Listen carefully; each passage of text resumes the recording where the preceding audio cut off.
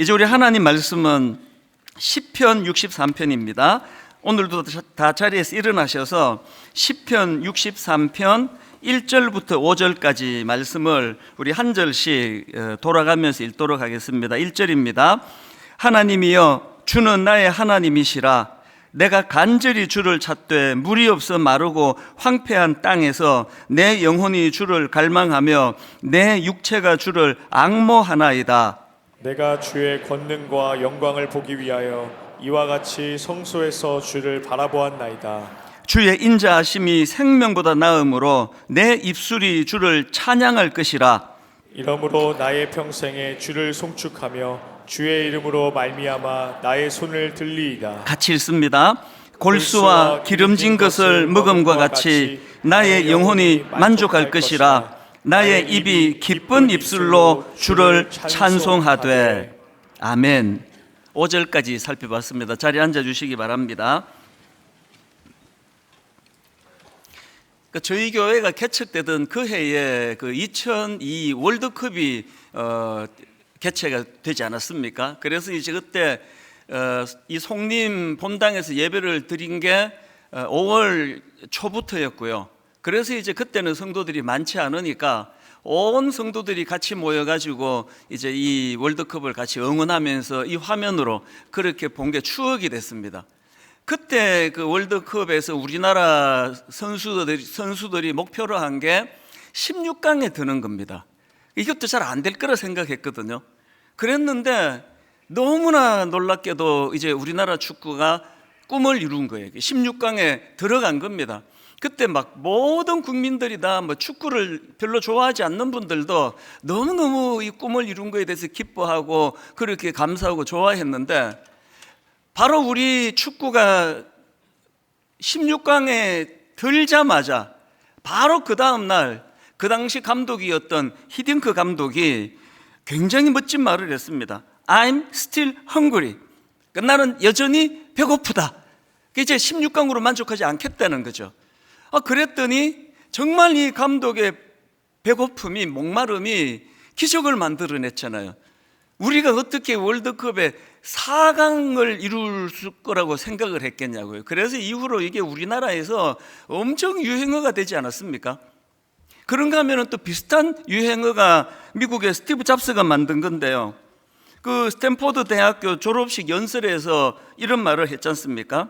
Stay hungry, stay foolish. 그러니까 이걸 좀 의역해서 설명을 하자면 이런 뜻입니다. 현실에 안주하지 말고 계속 갈망해야 된다. 교만해지지 말고 겸손하게 더 마음의 목마름을 가지고 나가야 된다. 이걸 이제 이렇게 표현한 것 아니겠습니까?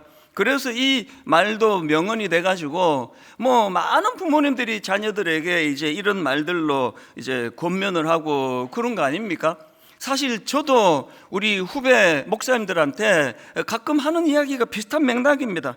조금 하는 거 이루었다고 너무 빨리 포만감 느끼지 마라. 너무 빨리 포만감 느끼지 말고 그 갈망하는 목마름을 가지고 그렇게 더 하나님의 은혜를 누려야 된다. 이게 전부 다 같은 이야기 아닙니까?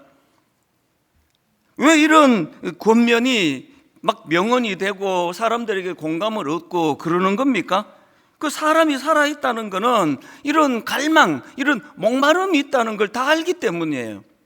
왜 이런 말이 참 멋있다 생각하는가 하면은 이런 갈망과 목마름이 있어야, 그래야 그 사람이 성장하기 때문이에요.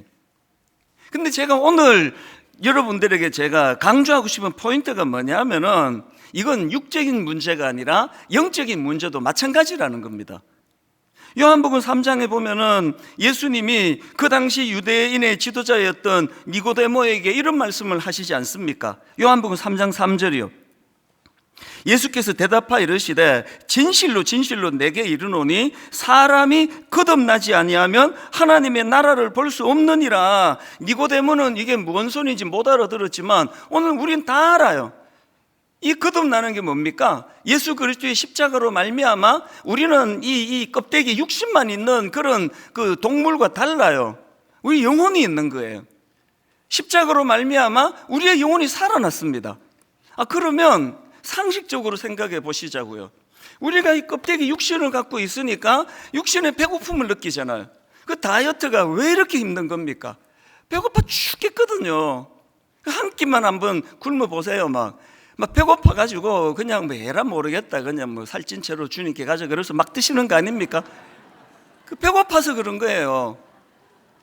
그러면 여러분, 우리의 육신이 있기 때문에 한 끼만 못 먹어도 이렇게 배고픔을 못 견디는 감각이 있다면 그 우리의 영혼도 마찬가지 아닙니까? 우리가 영혼이 있는 존재라고 그렇게 한다면 우리가 이 영적인 생명이 있기 때문에 이 영적인 생명을 가진 자들은 누구나 예외 없이 영혼의 목마름을 느껴야 된다는 겁니다.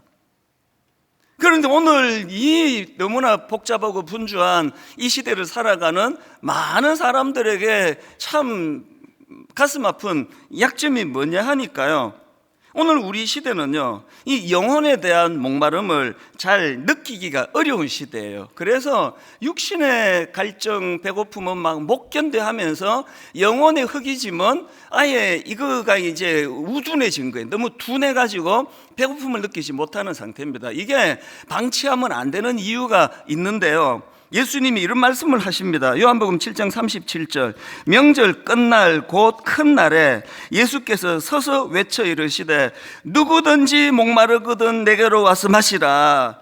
예수님이 지금 주님 앞으로 나올 그 사람의 자격을 뭐 많이 누리고 가지고 뭐 있는 자 이 아니고요, 누구나 예외 없는데 단 목마른 자가 주님 앞에 나올 수 있다는 겁니다. 그 목마른 자를 초청하고 있다는 겁니다.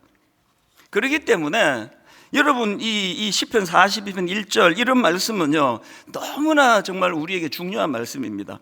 하나님이여, 사슴이 시냇물을 찾기에 갈급한 같이 내 영혼이 주를 찾기에 이 갈급하나이다. 이런 영혼의 목마름, 이게 너무나 지금 마비되어 있는 이런 현실인데요, 이런 점에서 저는 존 파이프 목사님이 쓴 책 제목, 어떨 때는 그 책 제목 한마디가 그 책 전부가 주는 교훈만큼 클 때가 있습니다. 이 존 파이프 목사님 책이 그런 내용인데요, 책 제목이 이렇습니다. 하나님께 굶주린 삶. 그 책 제목만 봐도 뭘 말하고자 하는, 이 사실 이제 금식에 관한 책이거든요.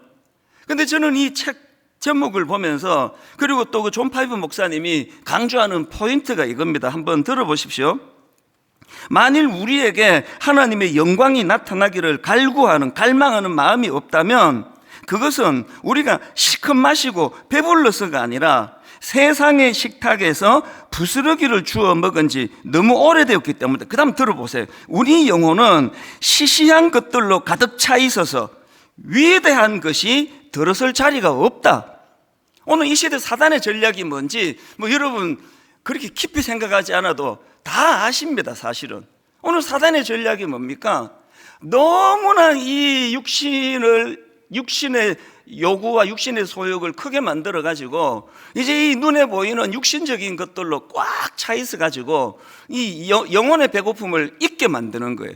너무나 지금 육신적인 어떤 욕망에 너무 집중하다 보니까 영혼의 배고픔을 잊게 만드는 그 전략. 그래서 여러분, 예배 드리는 여러분 중에는요, 이렇게 말하는 분은 별로 없습니다. 우리 영혼은 사악한 것들로 가득 차 있어서 위대한 것들이 들어설 자리는 없다. 여기에 누가 그런 막 어떤 성적 충동, 성적인 그 악한, 요즘에 막 한창 그 이단 사이비들이 하는 행태들을 우리가 보고 있는데요, 그런 정도로 악한 사람은 뭐 많지 않은 정도가 아니라 거의 없습니다. 이 중에 누가 그렇게 사악하냐고요. 그래서 여러분 내면이 그렇게 막 사악한 걸로 가득 차 있는 분은 없는데요, 이거는 인정하셔야 될 겁니다. 우리의 영혼은 시시한 것들로 가득 차 있어서 위대한 것이 들어설 자리가 없다. 이게 사탄의 전략이니까요. 제가 뭐 저 자신을 봐도요, 이게 교만한 게 아니라 뭐 그렇게 사악하지 않습니다. 제 내면이 막 아주 그런 막 그 사이비 이단처럼 그렇게 악하진 않아요. 그러나 이게 더 위험한 거예요. 왜? 방심하니까. 난 그렇게 악하지 않다고. 그런데 내 내면이 시시한 것으로 꽉 차 있는 것에 대해서는 간과하기가 쉽다는 겁니다.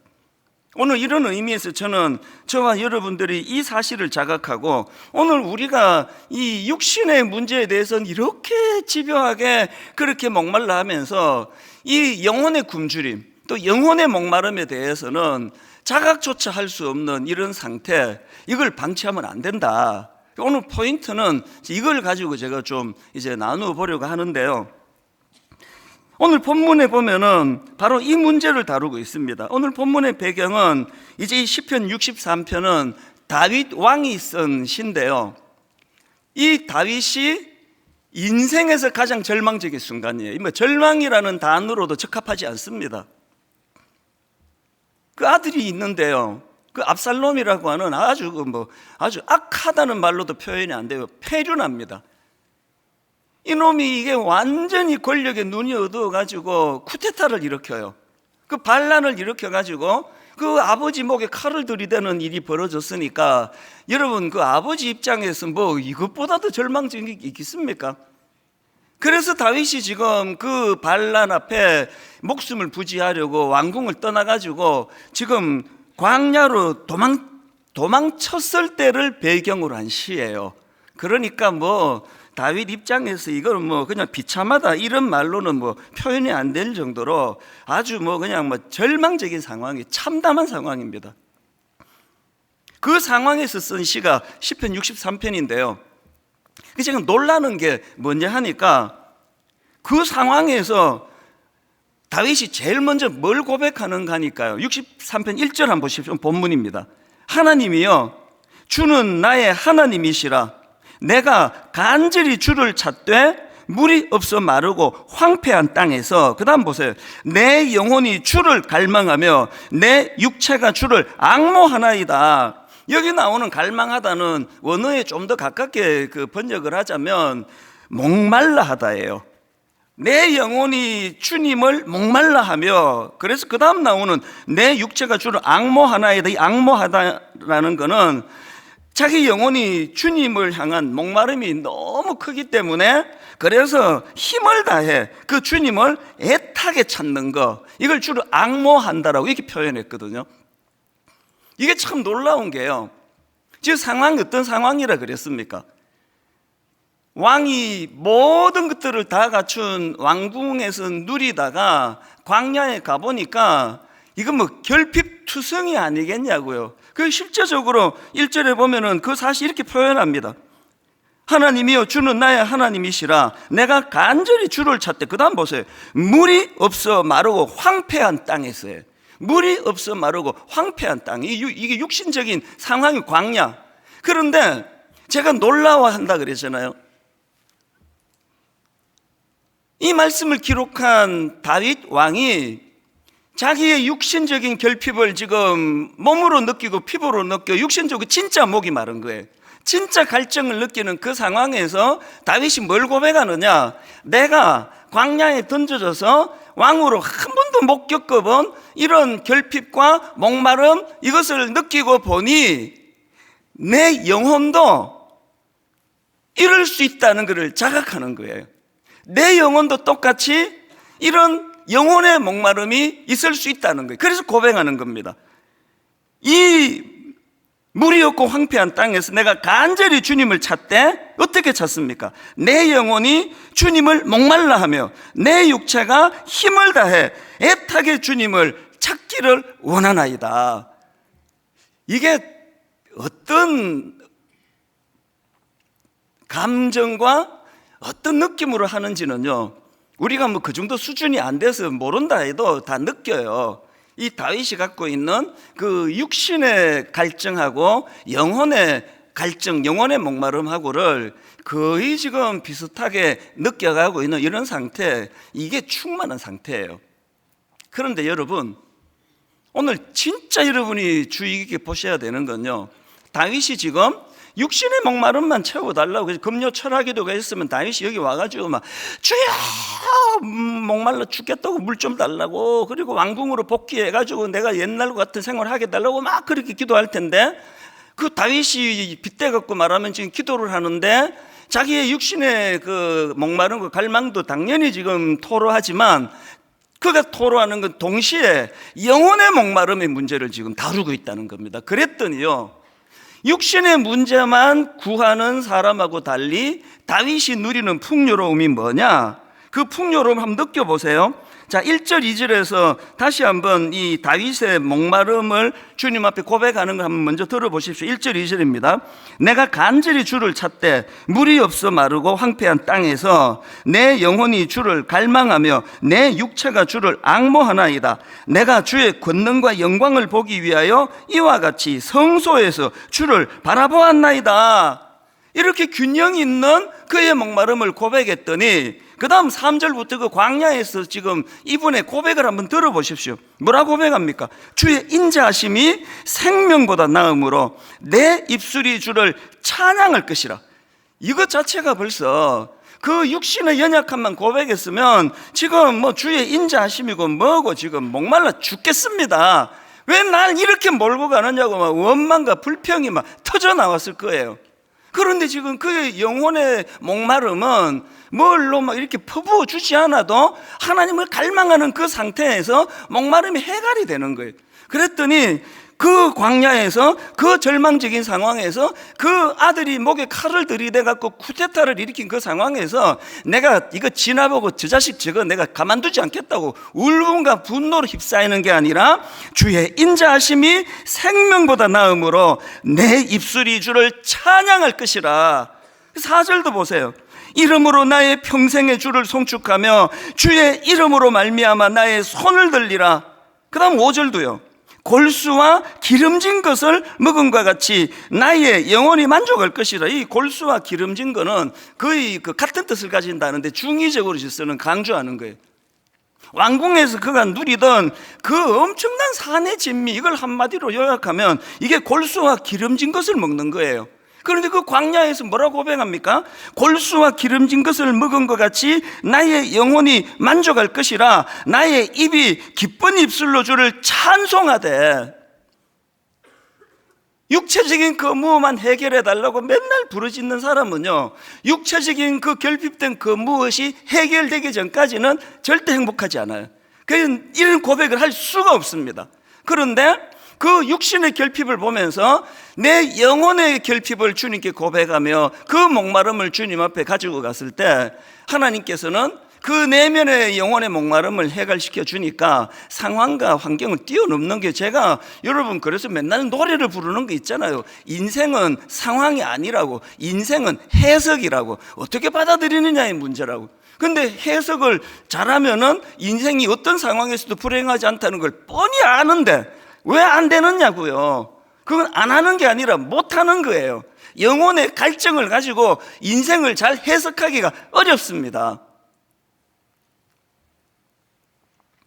이 영혼의 목마름의 문제를 오래 방치해 두고 계시는 많은 분들이요, 그대로 방치하시면 안 됩니다. 아기가 딱 태어나잖아요. 그러면 이 아기에게서 가장 절실한 건 배고픔의 문제예요. 그래서 뭐 그냥 뭐 좀 심심하면은요 안고 이렇게 얼르면 되고요, 심심하면은 뭐 장단가 흔들면 되는데요, 갈증을 느끼는 건 어떤 걸로도 해결이 안 돼요. 그래서 또 생명이 또 연장되는 거 아닙니까? 근데 이 초보 엄마들은요 그걸 잘 구분을 잘 못해요. 그래서 애가 지금 배고파서 우는데 이게 심심한가 보다 그래가지고 안 그래도 배고픈데 장난감 들고 막 흔들어가지고 막 정신이 막 혼란스럽게 만들고 또 이걸로 안 되네 그러고는 안 그래도 배고픈 애를 막 흔들어가지고 막 그냥 괴롭게 만드는 거 아니면 이 초보 엄마들이에요. 애를 좀 몇 명 키우고 나면요, 제 아내가 그 케이스인데 이제 3명의 아기를 키웠잖아요. 셋째 아기를 키울 때는요 이게 신기해요. 우는 소리 딱 듣고 놀아달라는 거라는 거예요. 근데 속으로 뭐 그냥 우연히 맞았겠지. 근데 이게 진짜 이상한 게요, 딱 울잖아요. 이건 배고프단다는 거예요. 그래서 우유 딱 타가지고 입에 딱 넣어주면 진짜 딱 그쳐요. 이제 이게 좀 그 베테랑, 애를 좀 키워본 베테랑 그 엄마들의 모습이에요. 그 제가 이 설교를 준비하다 그 생각이 떠오르는 겁니다. 그 초보 엄마들이 얘가 지금 왜 우는지를 몰라가지고 막 우왕좌왕하고 막 놀이도 했다가 막 흔들었다가 막 그렇게 혼란스러운 그건 이해가 되잖아요. 아무리 내가 사랑하지만 걔도 남이잖아요, 나하고는. 걔가 내가 아니기 때문에 걔의 결핍을 내가 다 알 수가 없잖아요. 그건 내가 뭐라고 나무라고 싶지 않은데, 그런데 지금 여러분 안에서 영혼이 지금 배고프단 말이에요. 영혼이 갈증을 느낀단 말이에요. 그러니까 이상하게 자꾸 마음이 허전해지고 우울해지고, 그 영혼이 이렇게 허기가 지니까 자꾸 어떤 그 목마름을 느껴요. 인생이 자꾸 허무해지고 외롭고 그러면요, 그거는 영혼이 지금 목말라서 그래요. 그런데 자기인데 얼마나 우둔하고 어리석은지 자꾸 그렇게 공허해지고 막 허무하고 외롭고 그러면 이걸 또 이상하게 알고는 이게 명품 가방을 한동안 안 샀더니 그래서 그렇다고 그래가지고 백화점 가가지고 막 큰 돈을 주고 카드 끌고 그래가지고 명품 가방을 또 사갖고 오는 거 아닙니까? 솔직히 여러분 뭐 다 경험 있는 거 아닙니까? 그 명품 가방 사니까 영혼의 목마름이 해결이 되던가요? 명품 가방을 들여다보면은 막 갑자기 막 영혼이 풍성해지고 막 그러던가요? 그거 안 그렇습니다. 배고픈데 그 막 이상한 장난감 흔들어 대갖고 문제 해결이 안 되는 거는 같습니다. 우리 영혼이 계속 그런 결핍을 느끼는 건요, 자꾸 엉뚱한 데 가서 문제를 찾으려고 하는 거거든요. 자꾸 뭔가 허전하고 외롭고 쓸쓸하고, 그 우리 초등학교 이성 그 동창이 이거 부르는 소리거나 그래가지고 걔한테 전화해가지고 뭐 요새 뭐 다른 일 없니? 나는 굉장히 요새 좀 외롭고 허전하다. 그래갖고 그 이성 동창 만나가지고 차 한잔 해가지고 해결이 되던가요? 그건 그 문제가 아니에요. 그 영혼의 목마름이에요. 우리가 영적으로 너무나 이 시대에 공격을 많이 받다가 보니까 영혼의 목마름이 이 감각이 마비가 된 거예요. 이제 느끼지를 못하는 게 원인은 못 찾고 있는 겁니다. 오늘 이 설교를 들으시고요, 여러분 마음에 자꾸 허전하고 결핍을 느껴지시면은 제가 이따가 처방하는 대로 한번 해보세요. 영혼의 목마름, 영혼의 목마름. 그래서 우리가요, 오늘 우리 시대는 이 영혼의 목마름을 자꾸 육신의 배부름으로 채워야 된다고 그렇게 공격하는 이 시대에 우리가 지금 놀아나고 있기 때문에 이런 현실이다 보니까 우리 믿는 사람들에게 영혼의 목마름이 사라져 버렸다. 이거 어떻게 해결해야 되느냐? 지금 우리 교회는요, 어떻게 해서라도 현상 유지적인 교회로 전락하는 거 막아야 된다. 박물관 교회로 전락하는 거 막아야 된다. 여러분, 그 막는 거 굉장히 간단해요. 막 요란하게 막 프로그램 만들고 돈 들여가지고 행사가 아니라요, 오늘 여기 참석하시는 우리 교회 성도님들이 영혼의 목마름을 자각하기 시작하면 그 교회는 부흥하는 거예요. 그 교회는 절대로 박물관 교회로 가지 않는 겁니다. 이런 의미에서 저는 오늘 우리가 회복해야 될 두 가지, 이 영혼의 목마름의 이 문제를 가지고 두 가지를 제가 말씀드리고 싶은데, 첫째, 앞에서 다 말씀드린 거예요. 우리가 회복해야 될 게 뭐냐? 하나님을 향한 목마름을 회복해야 돼. 목마름. 이 목마름을 자각해야 된다는 겁니다. 마태복음 5장 6절에서 주님이 팔복을 가르쳐 주시는데 그 중에 하나입니다. 의에 줄이고 목마른 자는 복이 있나니 뭐라고 말합니까? 그들이 배부를 것이며. 의에 줄이고 목마른 자, 다시 말해서 의에 대해서 갈급하고 의에 대해서 사모하는 자. 여기서 의는 인간의 의가 아니에요. 뭐 법 잘 지키고 이런 의가 아니고 여기 하나님의 의예요. 하나님의 의에 줄이고 목마른 자는 배부를 것이라는 거예요. 명품 가방 사도 해결이 안 됐는데 그 동창 만나가지고 차 마시고 커피 마시고 그렇게 해도 해결이 안 됐는데, 의에 줄이고 목마른 것을 자각하는 것에서부터 배부를 것이라는 겁니다. 영혼의 목마름은 다른 것으로 해결이 안 됩니다. 그래서 오늘 이 시편 63편을 기록했던 다윗이 저와 여러분 모두에게 각인시켜준 메시지 하나 있잖아요. 시편 23편 1절이요. 여호와는 나의 목자시니 내게 부족함이 없으리로다. 대부분의 학자들이요, 이 시편 23편은 다윗의 후반부에 쓰여진 거라고 그렇게 분석을 해요. 그러니까 뭐 쓴 거 단 거 뭐 그 사울 왕으로부터 그렇게 죽을 고생을 하고 이런 것들을 다 겪은 다음에 쓴 시예요. 그런데도 불구하고 자기 인생을 돌아보니까 근데 부족한 게 없었는데 왜 이렇게 말할 수 있는지 아시죠? 오늘 10편 63편에서도 부족한 게 없는 거예요. 영혼의 배고픔을 자각하고 그 영혼의 배고픔을 자각하는 마음으로 주님을 찾는 그 사람에게 해갈의 기쁨이 있다 보니까 그 뭐 일시적으로 좀 불편했을지 몰라도 그게 뭐 내 인생을 뭐 초라하게 만들었나 뭐 그래서 10편 23편이 나오는 거예요. 오늘 저와 여러분이 정말 목말라 해야 되는 것은요, 그래서 영혼의 목마름을 느끼기 시작하는 거예요. 아, 내가 영적으로 지금 굶주려 있는 상태구나. 이사야 55장 1절에 보니까요, 오호라 너희 모든 목마른 자들아 물로 나오라. 돈 없는 자도 오라. 너희는 와서 사 먹되 돈 없이 값 없이 와서 포도주와 젖을 사라. 구약에서도 지금 이 영혼의 목마름을 자각하는 자만이 해갈의 기쁨을 얻을 수 있다고 그렇게 우리 주님께서 강조하고 있는 거 아닙니까? 오늘 예배 드리시는 저와 여러분 모두가 이 영혼의 목마름의 문제를 우선 자각하게 되기를 바랍니다. 아, 이건 육적인 뭐 이런 것들로 뭐 돈으로 때워서 이게 해결할 수 있는 게 아니구나. 이게 뭐 그냥 뭐 남편 하나로 내가 안 돼서 외로운가? 그래서 뭐 또 다른 어떤 이성을 만나볼까? 이런 걸로 100명을 만나보세요. 해결이 되는가요? 이거는 영혼의 문제예요. 이걸 자각하는 거.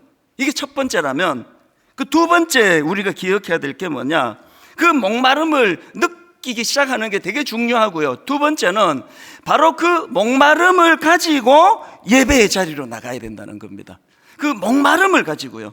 오늘 본문 10편 63편 1절 다시 보십시오. 하나님이여 주는 나의 하나님이시라. 내가 간절히 주를 찾되 물이 없어 마르고 황폐한 땅에서 내 영혼이 주를 갈망하며 내 육체가 주를 앙모하나이다. 그리고 그 다음 2절에서 내가 주의 권능과 영광을 보기 위하여 이와 같이 어디에서 주를 바란다 그럽니까? 성소에서 주를 바라보았나이다.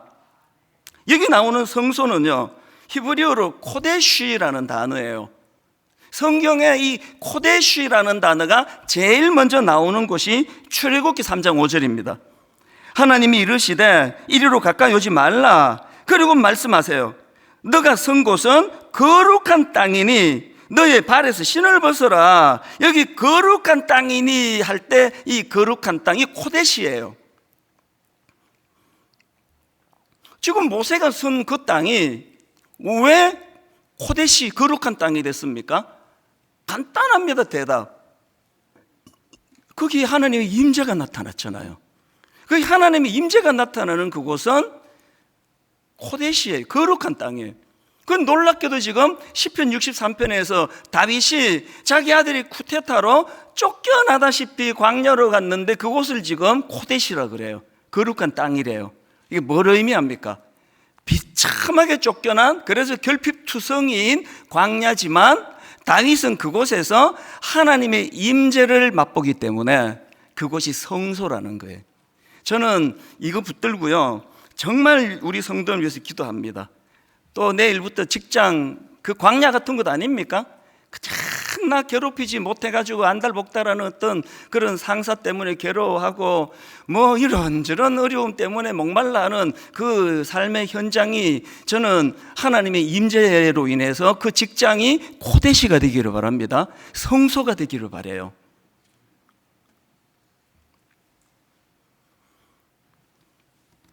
여러분, 우리가요 자꾸 이제 이제 교회가 부흥해야 되고, 그래서 예배 순서 바꾸고 막 프로그램 도입하고 이런 걸로 이게 회복이 되는 게 아니라요, 교회가 건강한 교회가 되기 위해선 영혼이 목마른 사람들이 모인 사람이, 영혼이 목마른 사람들이 드리는 그 예배가 그게 성소가 되는 거거든. 그게 하나님의 임재가 나타나고 하나님의 임재 속에서 역사가 일어나는 거거든요. 우리 교회에서 실제로 일어난 일입니다.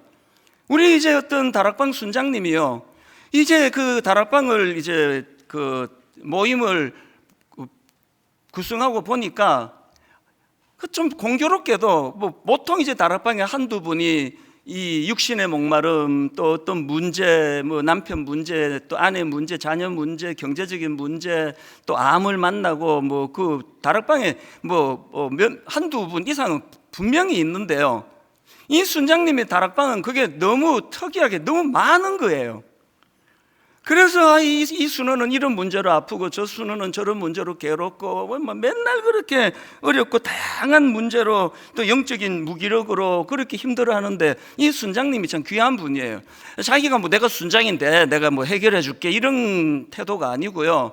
그래서 그 다락방 순원들을 다 데리고 우리 교회 금요 기도회를 간 거예요. 금요 기도회 와서 그건 영혼의 목마름이다. 너희들이 당신들이 가지고 있는 그 영혼의 목마름을 가지고 하나님 앞으로 나서 부르짖어라. 그래서 금요 기도회에 왔는데 그렇게 순원들이 금요 기도회에 와가지고 그들이 깨달은 게 이 내 문제가 이게 영적인 문제였구나. 그래서 이제 막 하나님 앞에 금요 기도회에 가서 부르짖고 은혜를 구하며 목마름을 가지고 그렇게 나아갔단 말이에요. 그랬더니 이제 이 순원들이 그 목마름의 상태로 하나님 앞에 부르짖어 기도하는 게 이게 얼마나 놀라운 능력인가를 깨닫고 나니까 이제는 뭐 순장님이 뭔 일이 있어가지고 뭐 기도회 잘 못 가고 뭐 그런 일이 있을 거 아닙니까? 그러면 막 순원들이 막 채근을 한대요. 아니 순장님 이럴수록 우리 기도해야 돼요. 기도회 가야 됩니다. 여러분 이런 분들이 모인 이런 순장님이 모인 교회라면요 안심하셔도 돼요. 분당 우리 절대 현상 유지적인 교회로 전락하지 않습니다. 전락할 수 없습니다. 왜? 영혼의 목마름을 느끼는 지도자, 그 영혼의 목마름을 가지고 하나님 앞에 예배자로 나아가는 이런 성도들이 있는 한 분당 우리 교회는 절대로 그런 가슴 아픈 박물관 교회 이런 걸로 전락하지 않을 줄로 믿습니다. 우리 교회가 정말 한번 도약하기를 원하는데요. 그러려면은 이 원리를 잊으시면 안 됩니다. 미국에서 그 활동하시는 이상훈 교수님이라고 있는데 저도 잘 아는 분이에요. 이분이 쓴 칼럼을 우연히 봤는데요. 이제 이 가족들과 함께 이제 LA 살고 계시는데요. 가족분들과 함께 그 샌프란시스코를 이제 가족 여행을 간 거예요. 그 칼럼에서 그 낯선 샌프란시스코에 가서 두 어떤 모습을 봤다. 그 칼럼 요지가 이건데요. 먼저 본 게 뭐냐? 그 샌프란시스코 시내 중심에 유니온 스퀘어라고 있나 봐요. 그래서 제가 검색을 해봤더니 유니온 스퀘어는요 고급 백화점과 고급 부티크가 결합되어 있는 패션 천국이래요. 그래가지고 루이비통, 샤넬, 프라다, 바바리, 휴고 보스 당연히 적은 거예요. 이게 지금 바지입니까? 이게 뭡니까 이게? 이런 것들이 이제 명품 숍이 막 엄청나게 이제 모여 있는 데가 이게 유니온 스퀘어인데요.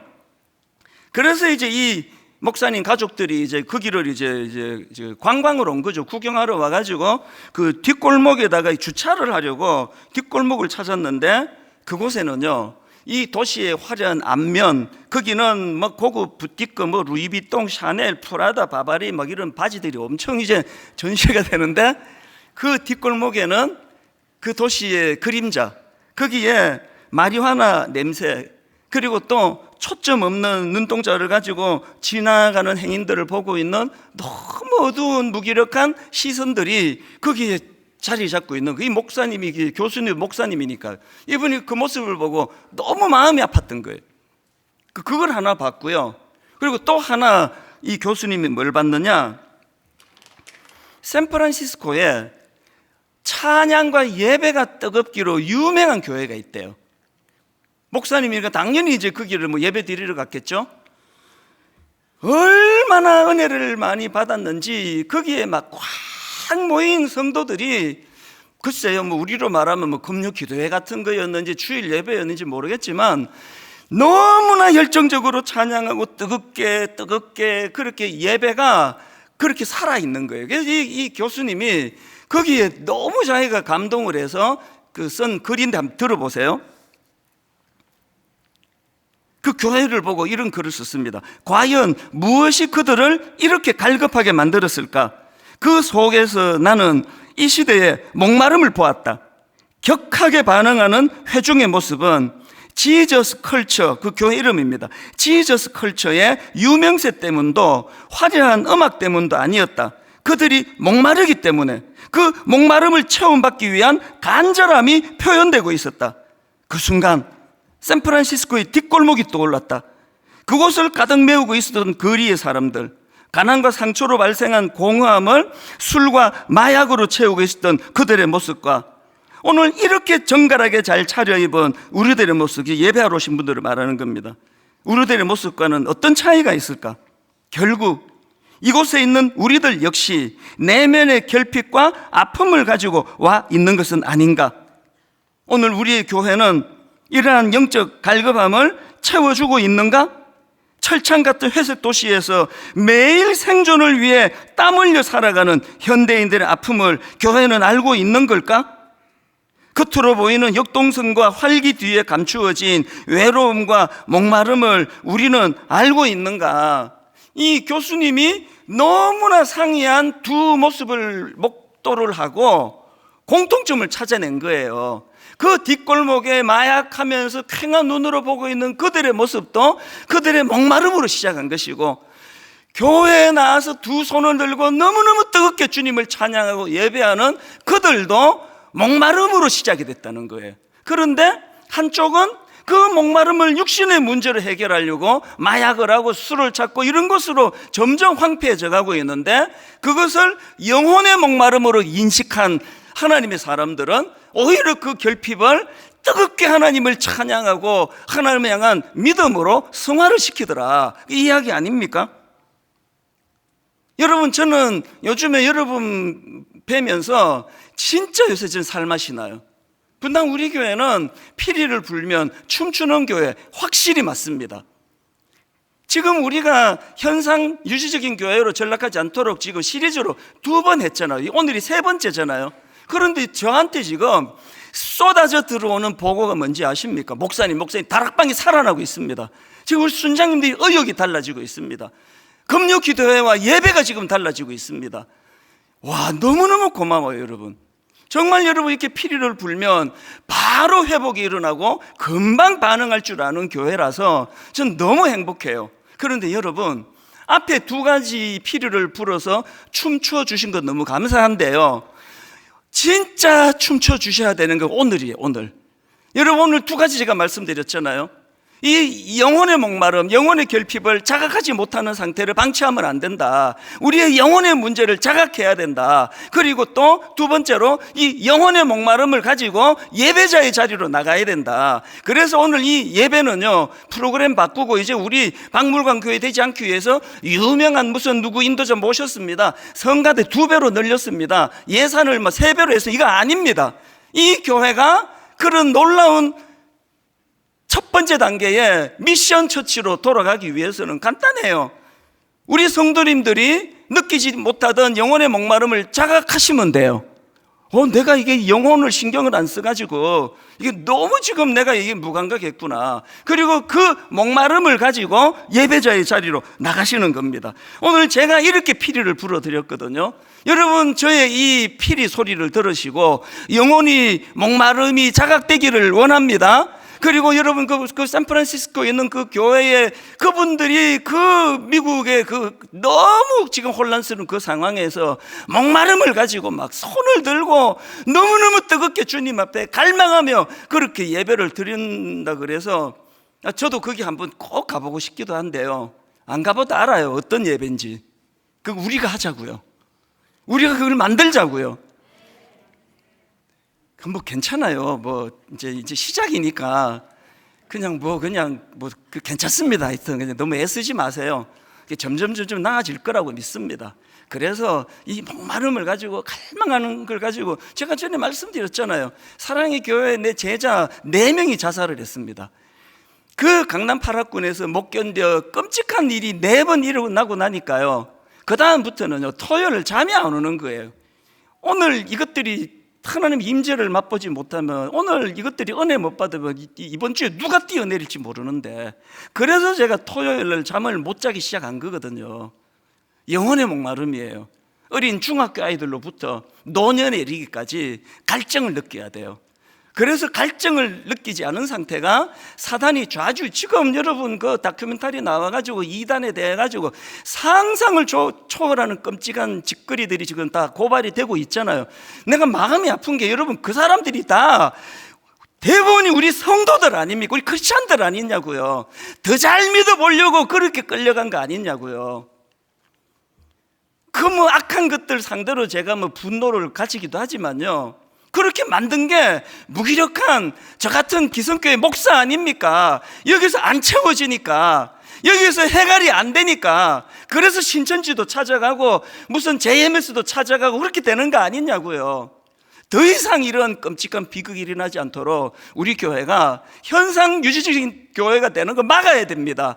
박물관 교회가 되면 제2, 제3의 악한 것들이 그들의 영혼을 잡아먹는 일이 계속 일어날 것입니다. 오늘 이런 마음에서 우리가 한번 밤에 큰 아픔을 가지고, 그래서 오늘 다윗이 우리에게 던져주는 너무나 소중한 영혼의 메시지가 있잖아요. 환경이 문제가 아니다, 상황이 문제가. 넌 자꾸 너 문제, 환경 때문에, 상황 때문에, 네 아들 때문에 뭐 문제가 있다 그러는데 그게 아니다. 영혼의 목마름 때문이다. 오늘 여러분 이 말씀을 마음에 담고요, 이 말씀을 가지고 만든 그 주옥 같은 찬양 여러분 다 아시잖아요. 하나님이시여 하나님이시여 주는 나의 하나님이시로다. 딱 오늘 본문으로 만든 찬양인데요, 오늘 여러분 오실 때는 습관을 따라 오셨다 하더라도 괜찮습니다. 이 순간부터 하나님 목마름을 가지고 한번 찬양해 보세요. 목마름을 가지고 한번 부르짖어 보시고요, 가슴이 뜨거워지시면 그 옆에 사람 의식하지 말고 손도 좀 들으셔도 괜찮아요. 우리는 이 도시교회가 갖는 약점이요, 사람을 너무 의식해요. 그 지방에 가서 집회하면은요 막 너무너무 좋아요. 뭐 그분들이 믿음이 더 좋아요. 항상 사람 의식 안 합니다.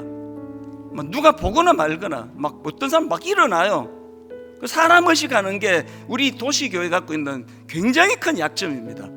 오늘 이 찬양 부를 동안에 하나님만 집중하고, 아 맞다, 내가 이렇게 공허한 거, 내가 이렇게 목마른 게 이게 무슨 명품 가방 안 사서 그런 게 아니라, 남편 하나로 안 채워져서가 아니라 내 영혼의 아우성 소리였구나, 내 영혼이 목마른 거였구나. 그런 마음을 가지고 우리 한번 이 찬양 하나님 앞에 마음을 다하여 한번 불러 찬양합니다.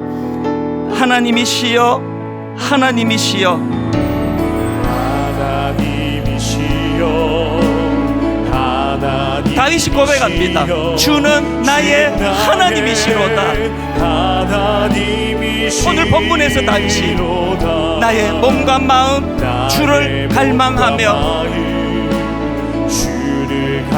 이제 내가 주께 고백하는 마음, 한번 내 영혼이 이렇게 소리치기 원합니다. 여호와는 나의 빛이요